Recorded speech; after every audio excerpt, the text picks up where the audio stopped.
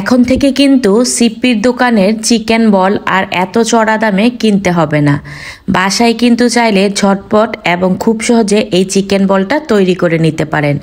আজকে আমার ভিডিও আপনাদের সাথে এই চিকেন বল নিয়েই। প্রথমে মুরগির বুকের মাংসগুলোকে এইভাবে ছোট ছোট পিস করে কেটে নিয়েছি। তারপর এখানে কিছু কালো গোলমরিচের গুঁড়া, কাঁচামরিচ, আদা রসুন কুচি পরিমাণ মতো দিয়েছি লবণ দিয়ে সব কিছু একবার ব্লেন্ড করে নিচ্ছি। যখন একটু ব্লেন্ড হয়ে আসবে এই পর্যায়ে আমি 2 পিস পাউরুটি দিব, এখানে একটা ডিম আর 1 টেবিল চামচ পরিমাণে কর্নফ্লাওয়ার দিব।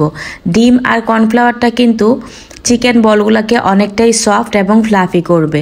তারপর আমি যেভাবে ব্লেন্ড করে নিয়েছি একদম মিহি করে, আর এখানে আমি 1 টেবিল চামচ সয়া সস এবং 1 টেবিল চামচ ওয়েস্টার সসও ব্যবহার করেছি।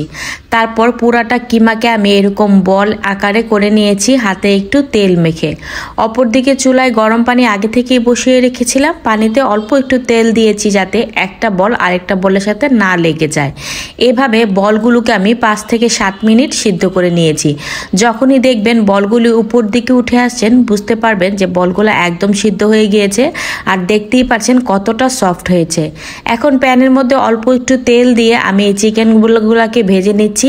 চাইলে কিন্তু কাঁচা চিকেন বলগুলোকে আপনারা ডিপ ফ্রিজেও সংরক্ষণ করে অনেক দিন খেতে পারবেন।